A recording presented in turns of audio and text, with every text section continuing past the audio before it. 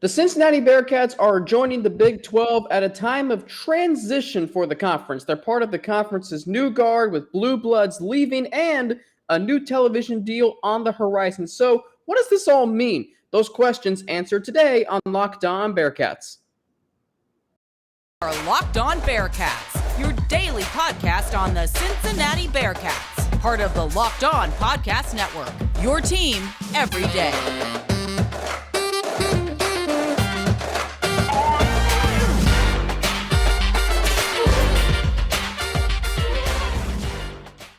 And we thank you very much for making Locked On Bearcats your first listen every day. Today's episode is brought to you by Bet Online. Bet Online has you covered this season with more props, odds, and lines than ever before. Bet Online, where the game starts. Alex Frank here with you, former sports director of UC's student-run media organization, Bearcats Media, bringing all of my play-by-play experiences and sports talk show hosting experiences here to the Locked On Bearcats podcast. Don't forget to subscribe on our Locked On Bearcats YouTube channel, now up to 211 subscribers and counting. Follow us to get an alert every time we drop a new episode. So today I am joined by the host of the Locked On Big 12 podcast, the soon-to-be home of the Cincinnati Bearcats starting July 1st of 2023. And Josh, what does it mean for the Big 12? For Cincinnati, Houston, UCF, BYU, they're all joining the conference on that day next year. What does it mean? Talk to us what that means for the Big 12 and for these four schools, particularly Cincinnati. Well, I think it's a really important question. Once again, it's good to be with you, Alex. I think that, when Oklahoma and Texas left, right, there was so much uncertainty. There were so many questions being asked.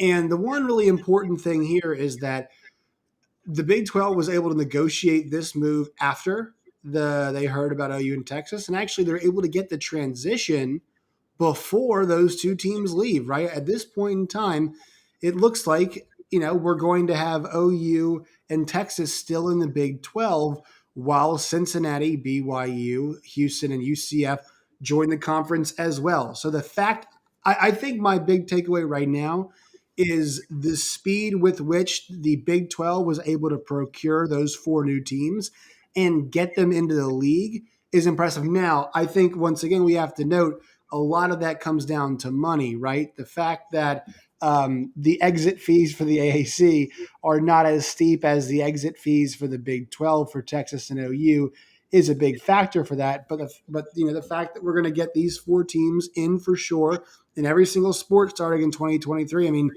Alex, you think about this in about 14 months from right now, we're going to start seeing Cincinnati, Houston, BYU, and UCF athletics. They're going to be here. Soccer, is one of those sports that starts usually in the fall. And so, late August next year, once again, 14 months away, we're going to start seeing those teams in the conference. It really is surreal for me to think about that. So why is it, Josh, that, and I'm curious, I'm going to piggyback off something you just said, why is the exit fee in the American bigger, steeper than it is in the Big 12? It's not. It's the Americans is the Big 12 fee is larger than the Americans fee. Well, the reason for that is obviously the television contract's not as big, right? That's why the conference isn't making as much money, and so being a member, because you are leaving the conference earlier, you are breaking the contract earlier, and for OU and Texas case, they'd be breaking a larger contract earlier than expected, and that's why the fee would be larger. Okay, so the timeline from what I remember and you remember, Texas and Oklahoma announced July of last year when conference media days are starting that they're heading to the SEC. Then the Big 12 extends invitations to Cincinnati, UCF, BYU, and Houston. Those four teams will join next year. Texas and Oklahoma are leaving the Big 12 in 2024. Is that right, Josh? Well, the timeline, so right now they are scheduled to leave after the 2024 academic year. So 2024 and 2025. So the 2024 college football season, 2024-2025 college basketball season, and use another big sport. the 2025 college baseball season. So they would Okay. begin their football season in the SEC. The 2025 SEC season would have OU in Texas in it. That's what's scheduled right now, though. There's no word on whether that or not, that will change or not. I will say this, there's a bunch.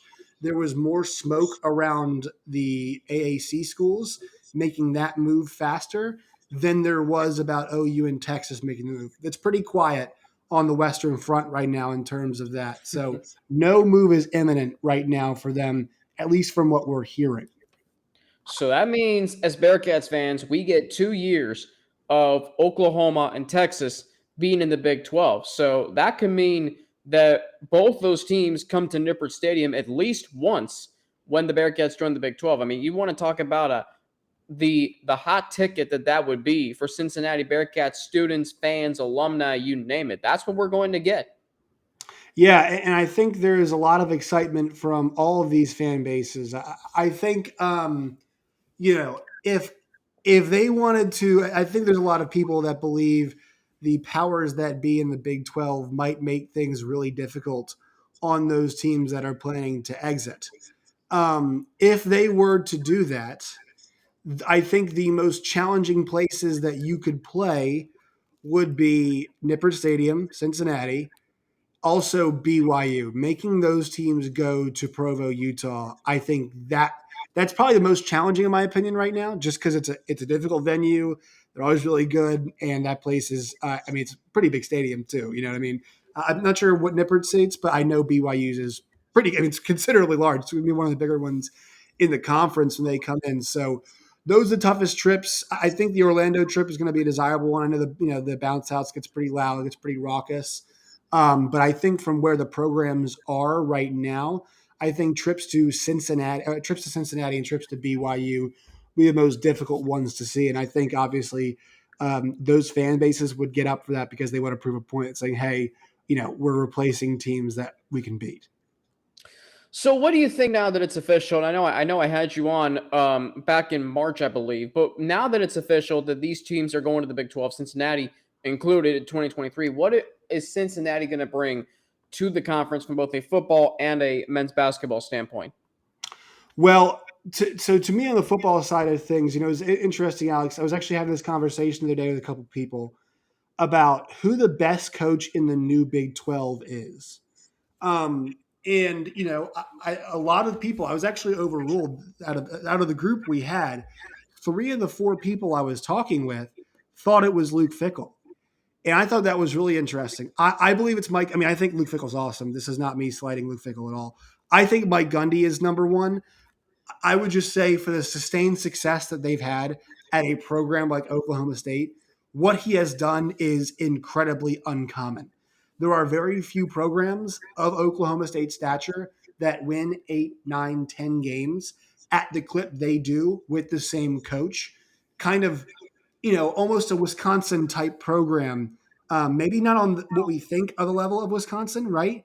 But kind of winning like that. I think he's up there. But as long as Luke Fickell's the coach, you're bringing a coach who is in the conversation with Mike Gundy. And Mike Gundy, I think he's one of the best 10 coaches in all of college football. And so if you're talking about your coach being one of the best 10 guys or in the conversation with one of the 10 best guys, that's a great place to start from, right? I mean, that's if you're a Bearcats fan, don't take this as a slight. Take this as the fact that you're at the dance party now. You're going to a bigger conference. You got a coach who's fantastic, who is still there right now.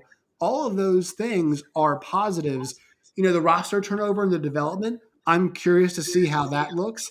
I think it's actually positive, in my opinion, for Cincinnati that they're going to get one more year in the AAC because they kind of have to flip this roster over and get the next group beginning to develop some. I know you had a show about whether they're rebuilding or reloading, and it can be a combination of both, especially when your player development is as good as Cincinnati's is. So I think that's what I'm excited about from the football standpoint. The basketball standpoint, here's what I'll say. I like Wes Miller a lot. I think you and I have talked about it. I'm a huge fan of his.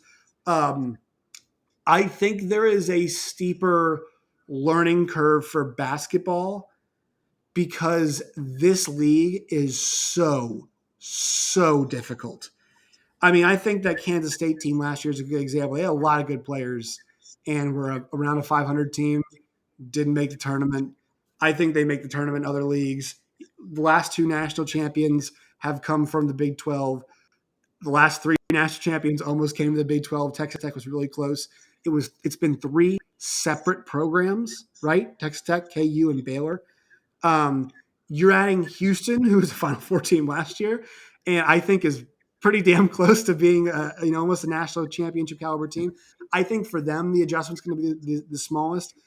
I think Wes Miller is going to have a little bit of a challenge just because he's turning things around in Cincinnati, but you're also having to learn a new conference at the same time too. So it's almost a twofold thing. So I think it's going to take a bit more time for Cincinnati hoops to get acclimated as opposed to Cincinnati football.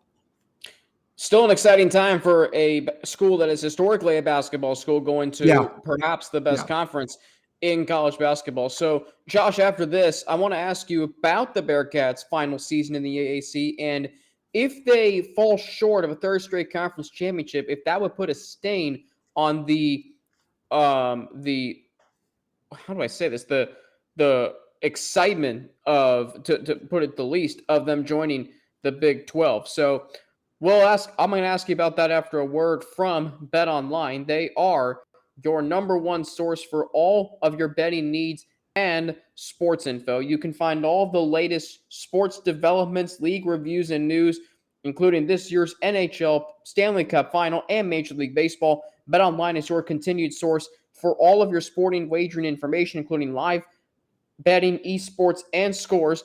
And betonline.net remains the best spot for all of your sports scores, podcasts, and news this season. Betonline.net is the fastest and easiest way to check on all of your favorite sports and events, including MMA, boxing, and Josh, I know you're a big fan of this sport, golf. Head to the website today or use your mobile device to learn more about the trends in action. BetOnline, where the game starts. So the Cincinnati Bearcats, Josh Neighbors, the host of Locked On Big 12 and Locked On Nationals, joining me today. So, Josh, the Bearcats' final season in the AAC is going to be this year in 2022, and I've been thinking a lot about that recently because there's a lot of excitement. The people are caught up in the fact that UC's joining the Power 5 party, but at the end of the day, they're still a group of 5 member, and they still, even though they're headed to a Power 5 school, they've recruited at a Power 5 level, they've played at a Power 5 level the last few years, but they still got to take care of business and still put their stamp on this group of 5 conference that they remain in for this upcoming season. So my question is, how important is it, do you think, that the Cincinnati Bearcats win a third straight conference championship to enter the Big 12 on the heels of that? You know, for you all there, I think it's important for you all from the Big 12 perspective. I feel pretty confident in saying right now that I think the conference champion of the AAC is going to be one of the 3 schools coming. Right now, the odds the odds makers have Cincinnati as the favorite at plus 180. UCF is at plus 200, and Houston's at plus 400. I really like the Cougars at plus 400 right now. I think this might be the year they kind of take that step forward and get the job done. So I think that's going to be something I'm watching. But you know, to keep the momentum rolling, sure, I guess. But like that's some really awesome momentum, right? I mean, that would be. I'm not sure what is it. Is it back-to-back conference championships right now they have? Yes. So this would be 3 straight. It would be. That's really hard to do, right? That's really, really difficult to do, especially when you got a program like Houston that, they weren't on Cincinnati's level last year. We saw that in the championship game, but still a good program. And they, there's some attrition on Cincinnati's roster, and we know Houston's pretty well coached too. UCF well coached. We'll see what they can do. I know they've got some questions to answer, but people feel pretty good about their recruiting last year. So I think for you all, it's really important. I think for the conference perspective, obviously we want to see one of those 3 teams meet. We'd also love to see a replay of last year where 2 of the teams, the AAC championship game, are 2 teams that are going to the Big 12. And I think there's a pretty good shot that happens. Yeah, Houston's come a long way. I mean, here's a program that lost its first game last year and then all of a sudden ripped off 11 straight. Now, the one thing they don't have going for them is that they lost their running back in the spring, Alton McCaskill, to a torn ACL. Not sure if he's going to return this season, but I look at fourth-year quarterback Clayton Tune. I Yeah. look at receiver Nathaniel Dell, who had a really strong season last year, and I think about that defense that has some key players returning. So it's definitely going to be competitive. We know UCF is going to be in the mix. They are every year. But Josh, I just feel like Cincinnati, because, they were in the Big East. They were a powerhouse there. They won 4 Big East titles, and I still think that they should have been on the right side of the conference realignment at that time. So they've been in the AAC, and it took them 7 years to even get to a championship game. And even though they've won back-to-back championships, I still think, and I thought about it then, and I thought about it even when they played for the title in 2019 and came up short against Memphis, that it was about damn time that they were in that position. So, to me, I think about if they don't win a conference championship this year, Josh, it kind of would put a stain on this excitement and this hoorah of going to the Big 12. Do you feel that way? Well, I think you have to look at last year's success and think about like how much of those guys. I mean, they had to cultivate all those guys, and they did a great job of that. It doesn't mean they can't do it again, but that stuff takes time. Like, think about the amount of success that team had. I mean, getting them into a conference champion, getting them into the college football playoff, it really was a 2-year process. Like they needed both that. Think about the 2021 season or the COVID year they had. Excuse me, 2020 season, right?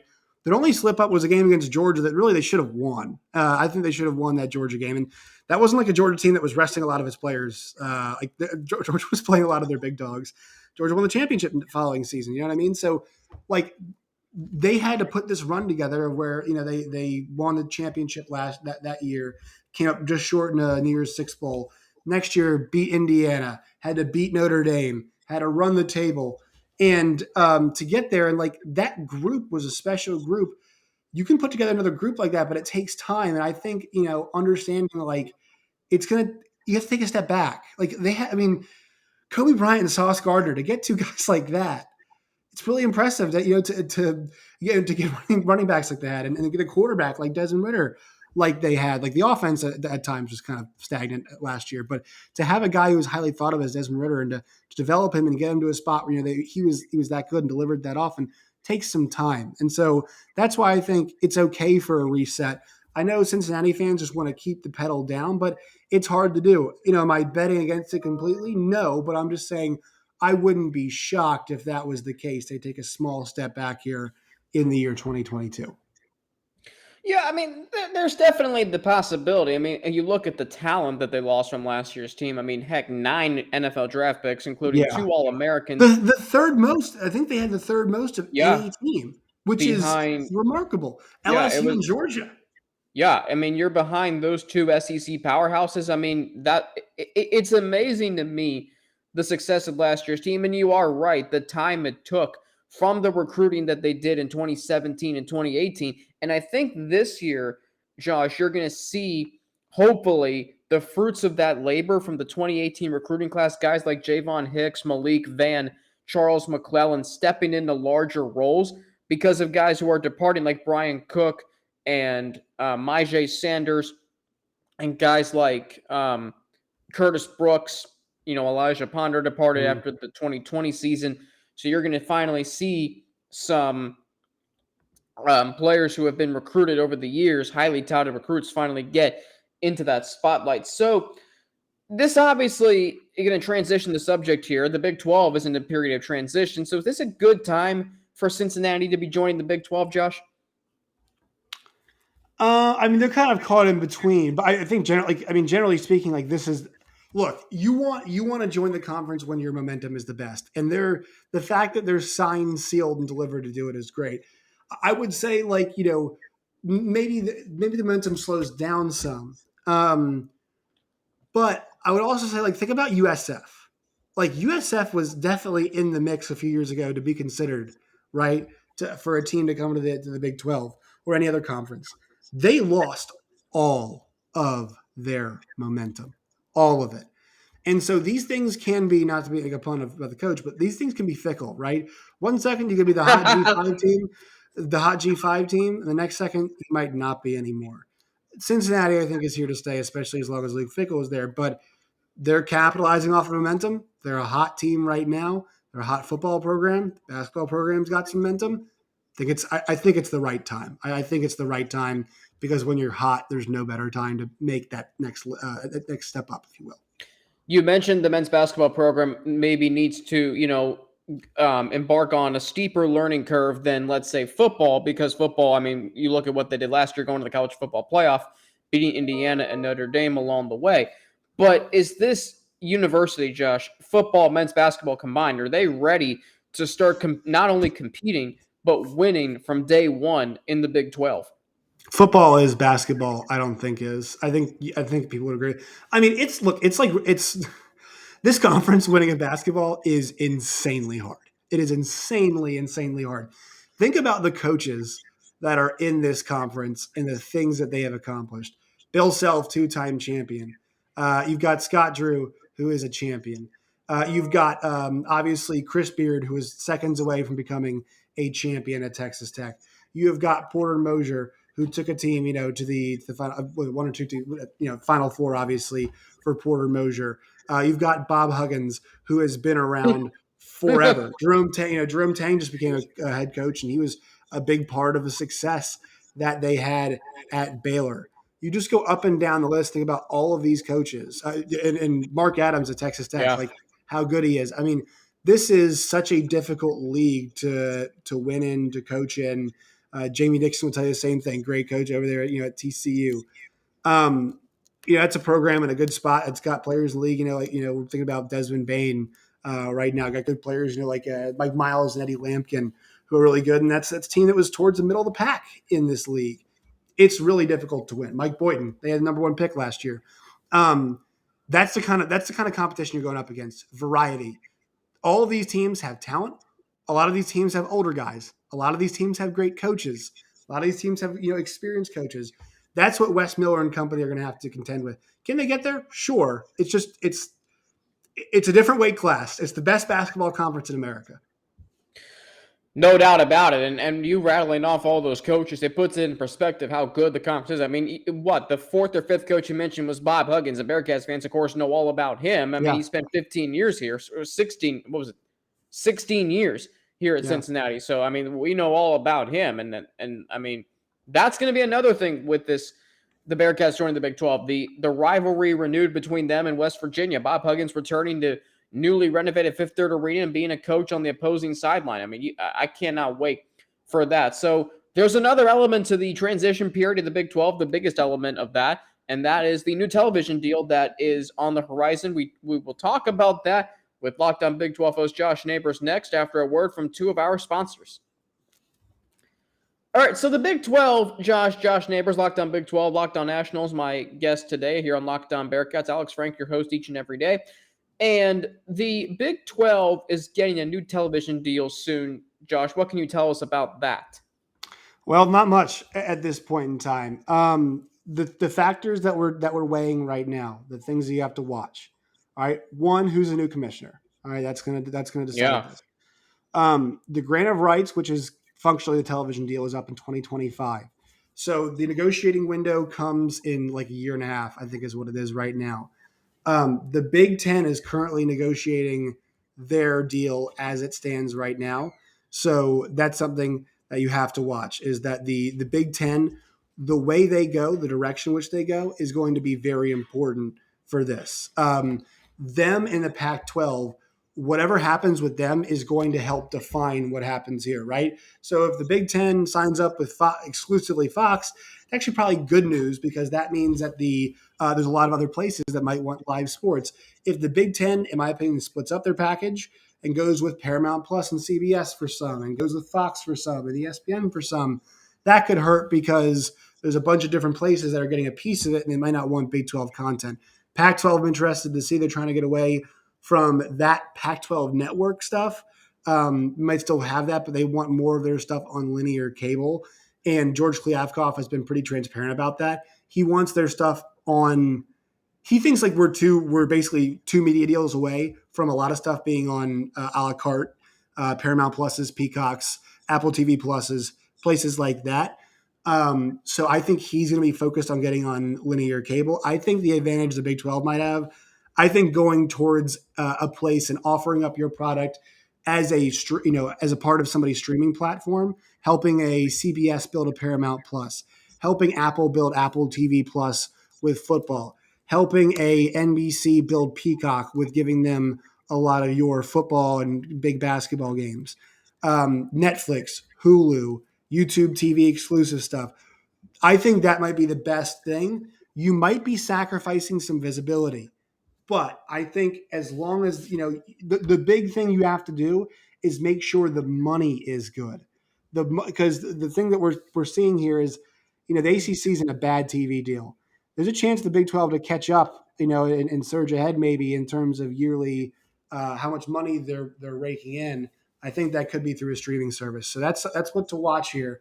Watch what the Big Ten does. Watch what the Pac-12 does, and watch who becomes the next commissioner of the Big 12 and how much he's going to have a lot of input on this, obviously. So it sounds like that a lot of these conferences are leaning towards going to streaming services as opposed to, what we've been used to for the last 150 plus years, right? Well, it depends. I think the Pac-12, because of the disaster that was the Pac-12 network, I think they want to go towards linear. I think they want their games on Fox, on the CBS of the world, on ESPN's at like reasonable times. That's been a problem for them.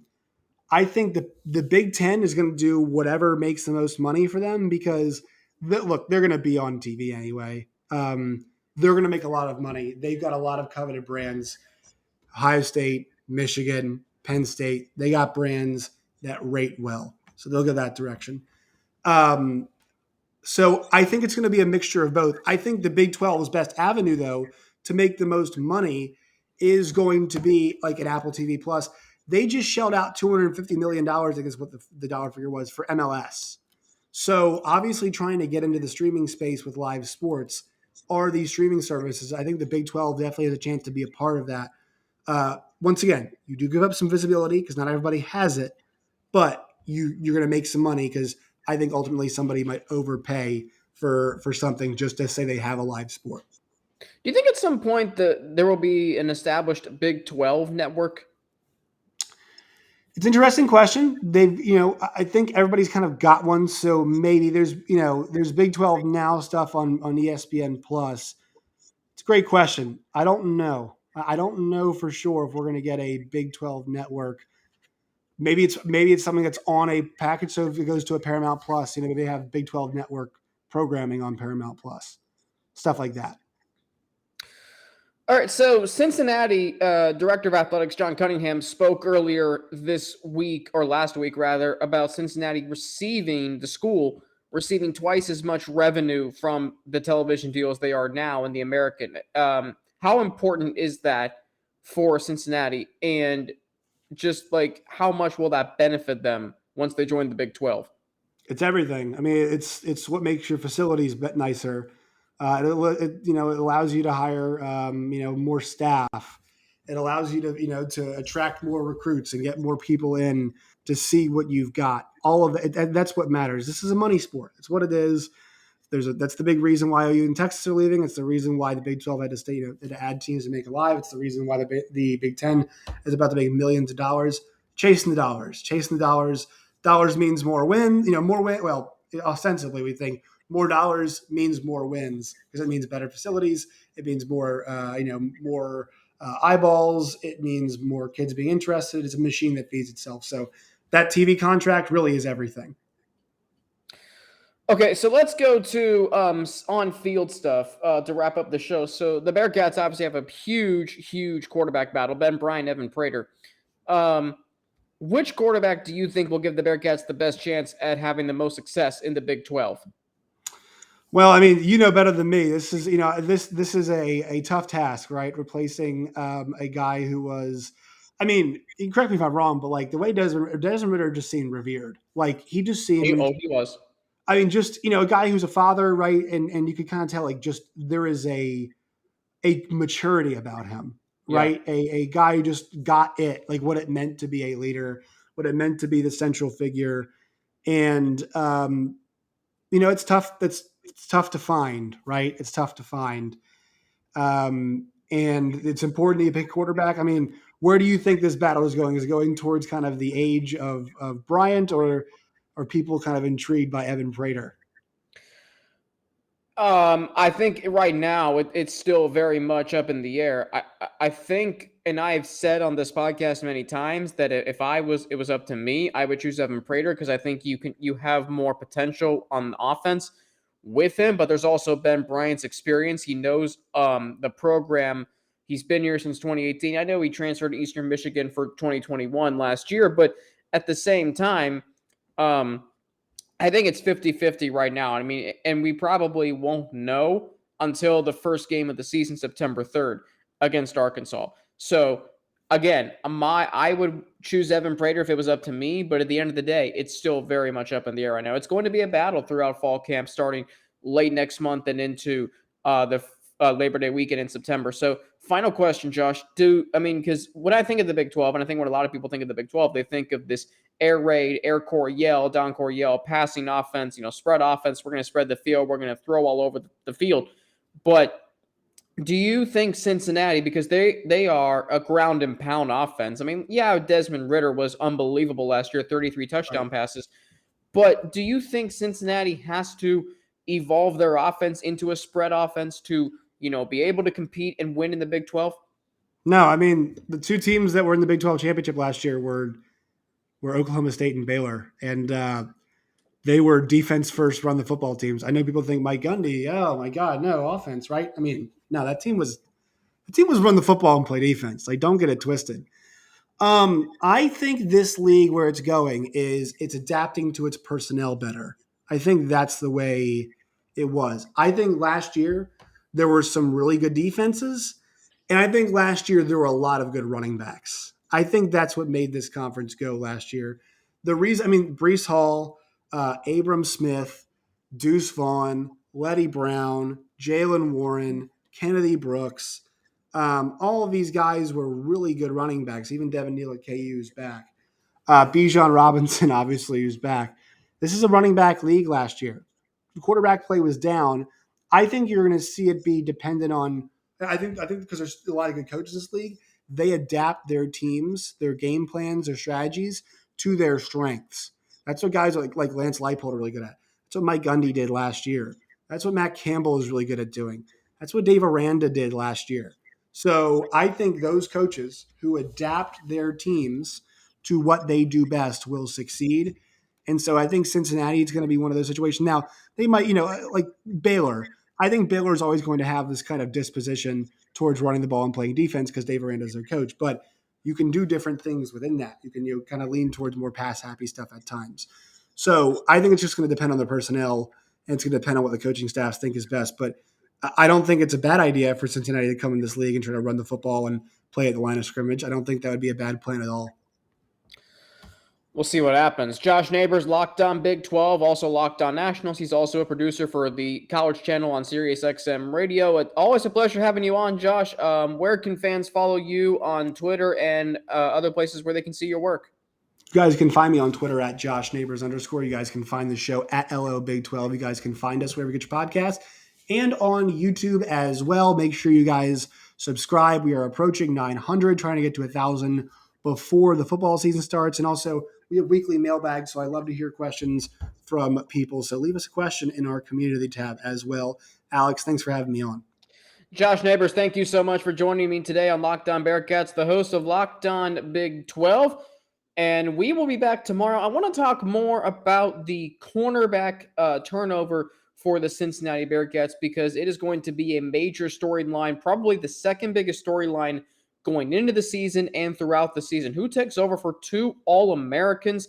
Plus, why the Cincinnati Bearcats, as you just heard Josh and I talk about, why the Cincinnati Bearcats are in a great position to win ready from day one when they joined the Big 12, especially in football, which might be the most important. If they can win in football right away, that might be most important above all. Don't forget, you can follow me on Twitter at Frankie_Natty with 2 N's, NNATI. You can follow me on Instagram, AlexFrank9_, and email me at alex3frank@gmail.com with any questions, or if you have a topic that you want me to discuss on the Locked On Bearcats podcast. Feel free to shoot me an email or message me on Twitter. Direct message me on Twitter. My DMs are open. At Frankie_Natty is where you can do that. The first picks of the Ultimate NBA Mock Draft have been made. You can search now for Ultimate NBA Mock Draft and get over 50 insiders, the Odyssey Sports experts, the draft experts of Locked On NBA Big Board. The 5-episode Ultimate NBA Mock Draft is underway. Make Ultimate NBA Mock Draft your second listen today.